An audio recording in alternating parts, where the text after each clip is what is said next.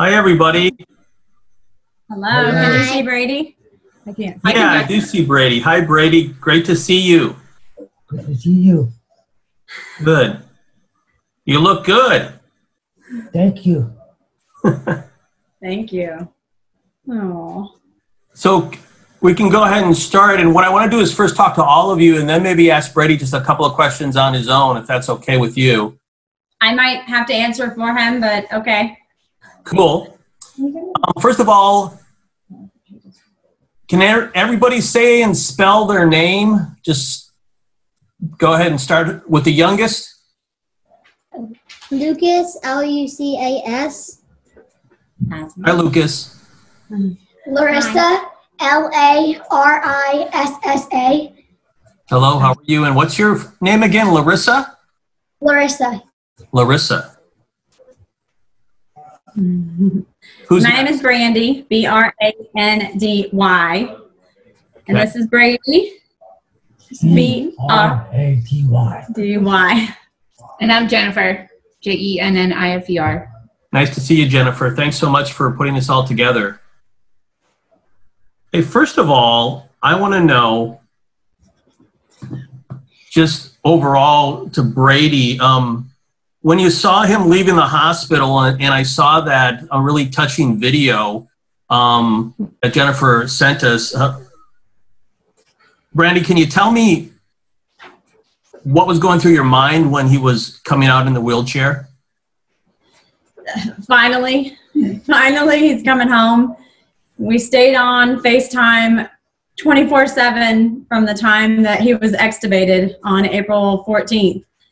And it was one thing to have him on the phone, but to touch him again is just incredible.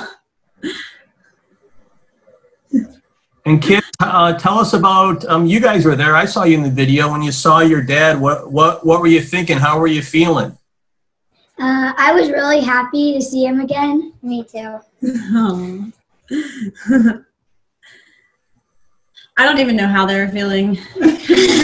I'm just glad someone recorded it because they were beside me, but all my focus was right here. He was coming home. And our best friend, Jen Capreros, pushed him out, and that was phenomenal itself to have her push him out because she was with him the whole time in the ICU.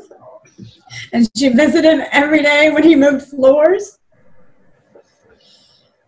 It was amazing. We know a lot of people that work at Fairfax, and the support that we had with so many friends that work there, and to be able to call everyone and they just wanted to see him, what floor is he on? And they were taking him smoothies at different hours when he was awake, and Jen made a poster. The hospital staff was able to see us as a family, and they knew what he was fighting for. It was just amazing. I wouldn't have asked for a different hospital. And Dr. Osborne, incredible. He texted me. He would call me. We would have conversations, 30 minutes long at times. He would ask questions. He wanted to get to know him, and it's just amazing. And I have 5 kids, so I know how tough it would be to be away from them. Lucas, can you talk about your dad not being there? Was that really hard, or was it a break to your dad for a while? Really hard. oh. What else did you have to do? I had to clean up. I had to do more homework. I had to, You had to be the man of the house. yeah. Larissa, what about you? It was really hard without him. I feel like it wasn't the same. Our jokester wasn't around. And what does family mean to you, Larissa? Love and support. And tell me what does your dad mean to you? A lot of things. The world. Can you tell me just a little bit? Can you share a little bit with me? And it doesn't matter what you say or what you think. It's just coming from the heart. So what do you think of your dad? I think he's very funny and loving. You like playing sports? I love playing softball with him. In the backyard. Our backyard ball. Lucas, do you like riding one wheel with your daddy? Yeah, very much. And Jennifer, you kind of saw this from the outside looking in. How tough was it? How big of a struggle was this for this family? It was incredible. You know, the strength that my sister has and the front that she put on for her children, I've never seen her so strong in my entire life. Obviously, Brady's, you know, the rock of the family, so it affected all of us, but just seeing them in this state, it was very tough, but we all, you know, rallied behind them, rallied together, the whole neighborhood, the community. We just had to, you know, support them and be their backbone when they didn't have Brady. And Larissa, I can see that you're tearing up. Why are you crying, hon? It's like really happy that he's home, and just like talking about it is happy but sad. Brady, first of all, how tough was this battle for you? You know, I don't even know what happened.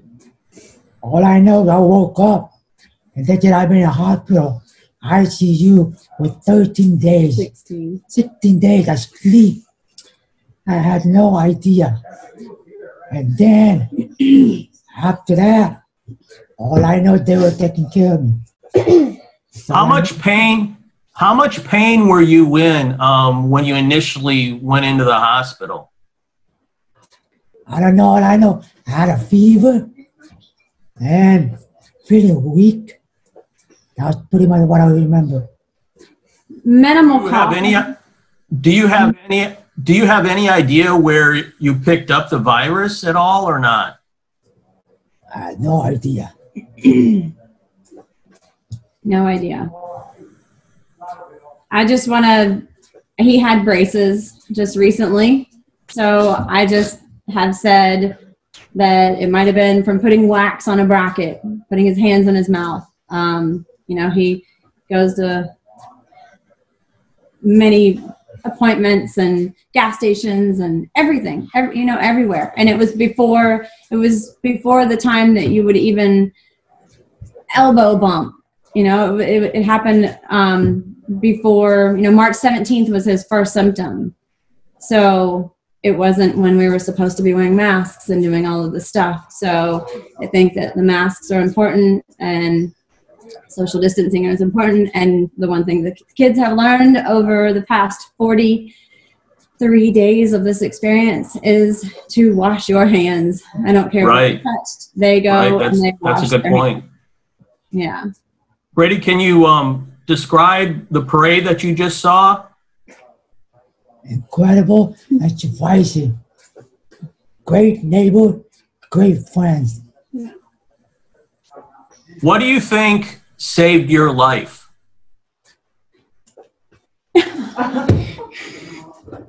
I said yes. That's a good choice. That's a good choice. Now you're home. I had Smart man. I don't have a choice. I said yes to everything. He said he wanted to live, so. I think it's Dr. Heartburn. And all the answer that you give to Dr. Heartburn was just a perfect answer. Proactive, I think. Keeping alive. Yeah, Brady, can you describe the treatment that you got that saved your life? I honestly don't even think he's aware. I tell him stories, and the next day I can kind of tell him again. And I'm going to blame that on lack of sleep for, what are we in? I don't even know, 13, 14 more days in the hospital. The beeping and, you know, the constant, let me check your vitals and let's take medicine. And I watched it 24/7 on FaceTime, and he was not sleeping. Well, Brandy, what do you think saved his life? Dr. Osborne. I said yes to everything. Yeah, and no, Dr. I understand Dr. Osborne did an incredible job. We're going to talk to him tomorrow morning, and one of the nurses who took care of him, we're really excited about that. But what I want to know is what treatment, because I understand there is a special treatment. What treatment do you think saved his life? So he was put on a ventilator, and then immediately after that, after being proned 3 times, the next step was to put him on the ECMO. And then the day after the ECMO, he went on to dialysis on the ECMO. So he had 2 machines supporting his life fully. So, was there any type of plasma treatment at all or anything like that? Can you talk? The plasma treatment was put in approximately like day 14. It needed to be FDA approved. We were waiting on someone to have beat coronavirus and the 2-week period. Because it happened to him so early on, we needed someone to donate. So yes, he got the plasma. He was doing better, and the plasma definitely gave him a boost. So that plasma had antibodies from somebody who already had the virus? Yes, someone who beat the virus, yes. When they told you they were going to do that type of treatment, did that give you a boost in hope, or how did you feel? I said, do it. We're already on day 14 on ICU. Just do it. Just do what we have to do. And he came off 2 days later. And Brady, what would you say to that person who donated that plasma that looks like helped save your life? Thank you for saving my life. Pretty much it. Yeah. Happy to have him home. It's been a long adventure. How close was this to losing his life? I mean, how were you ever worried or not? I was definitely worried, but I had seen T2. I was following Amanda Macy and T2, and I reached out to Amanda Macy, and we text daily, and she entrusted Dr. Osborne in the fight and got through. So with Amanda Macy leading me every step of the way, and Dr. Osborne, I was confident because Dr. Osborne was confident, and I couldn't think anything else were going to happen because I was showing my 2 kids that he's coming home. So that's where we were at. He was coming home. And that's what we said every night, prayers, and every night at 11:11 we would wish Daddy wakes up. And Larissa actually said Daddy's coming home on April 28th because it was Marley's birthday. And our 5-year anniversary in this neighborhood, and what a celebration it was to have him come home on that day. Brady, do you believe in miracles? Yes. Yeah, I'm a miracle. Yeah. Everyone calls him Miracle Boy in the hospital. And then Brady Brave as well. And Brandy, what does your husband mean to you? Family. Whole. The world. I've been with him since I was 14. So I don't know life without him. And I just knew he was coming home because there's not going to be life without him. Brady, what do you think of your wife? The best. Speechless. He is a smart man. He's standing right there. I can't say much. How much did you miss your family when you were in the hospital, when you were lucid and able to think about that? I miss them every second, every minute goes by. Yeah. He had no strength when he woke up, but he used every ounce of his strength. If we got disconnected, and he would call me back, and he would prop his phone up on his table so that I could see him. I would tell him it's okay if the phone falls as long as I can hear your voice. But he was not satisfied until he could see me on FaceTime. So I just told everyone, please don't text, please don't call. His fingers aren't working as well as he wants them to, and he won't let me hang up. So we stayed on FaceTime. And we said goodnight, and the kids saw him, and the kids, Lucas turned 8. He was in the ER on Lucas's 8th birthday, and we FaceTimed, and we had a family FaceTime, social distancing, and I don't even think Brady remembers it, but he was there. He said, I missed our son turning 8. I said, no, you were there. And Brady, how do you feel today? Awesome. Tired, but happy, living my second life. It's amazing. Blessed. And the support that I have of friends, they kept us fed. They set up a meal plan and they fed us. They text me, do I need groceries? They had stuff at my door even when I didn't need it. And there were days that I would be sitting outside on the deck on the steps and I wouldn't even realize that it was already 7 or 8 o'clock at night and we were supposed to eat. But because of the deliveries of food, we ate every night. It was amazing. A little bit about what you guys talked about when he was in the hospital and he was able to FaceTime with you, what your conversations were? You have too many people fighting for you to give up now. You're alive. You're awake. Keep going. It wasn't really conversations. It was more of just like, so this is what we're having for dinner. So, I showed him everything as if, you're not apart from us. So just come home. And what kind of advice would you give, Brady, to people who are maybe in the same situation or might be in the same situation as you and your family? What advice would you give them? Do what the doctors say to do. Follow the doctor instruction. Believe in yourself. Believe in your family. And you'll stay alive. And Brandy, what advice would you give to someone who has a loved one in the same situation? It's incredible that you guys got through this and not had just a complete breakdown. So tell me what kept you going and what advice you would give to someone. Definitely push hard for your loved one. Fight and let the doctor know that you want them home and do what you have to do. Support the doctor. Thank the staff.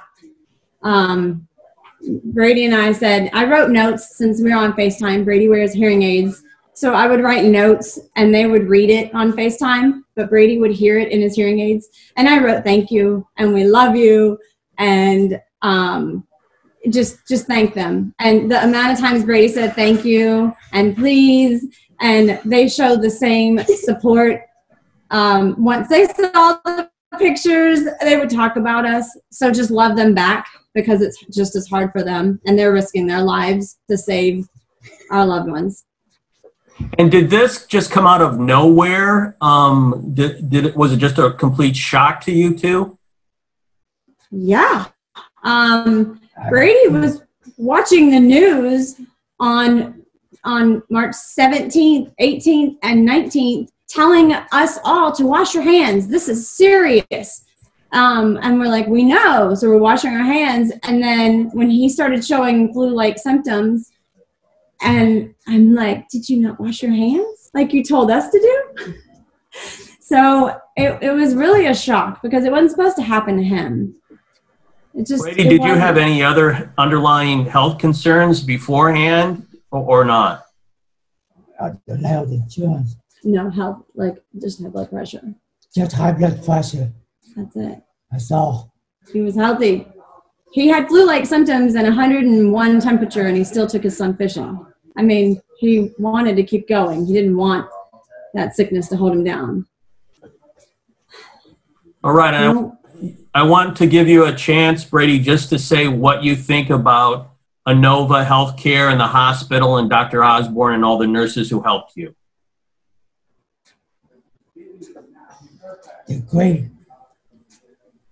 They're great employees.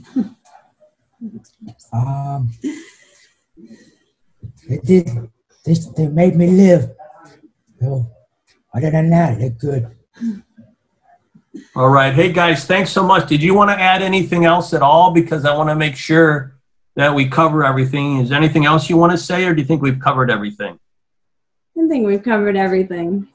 Okay. I'm grateful. Technology is amazing. Thank you. Yeah, bring all the family back in. Can you bring all the family back in? Yeah. Lucas.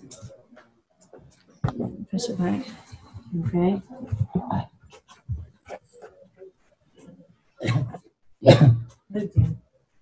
Your daughter reminds me of my 23-year-old daughter.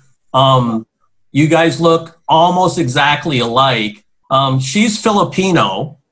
Yes, so is Brady. That's what I thought. Yeah, my wife is Filipino. She's from Cebu. She grew up on the mountain in Cebu. Cebu. Yeah. Where are you from, Brady? Manila. Yeah. Manila. Yeah. I thought I saw some Filipino in you. But usually when I say something, somebody goes, "Oh, no, I'm Hawaiian," you know? He used to say that. Yeah, so I know about Sinigang and you know, we have a rice cooker. We have rice every day. And No wonder you look healthy. yeah, exactly. I look healthy, too healthy. All right. Hey, thanks so much, guys. I really appreciate it. Can you give your dad a hug for me? Oh, Daddy.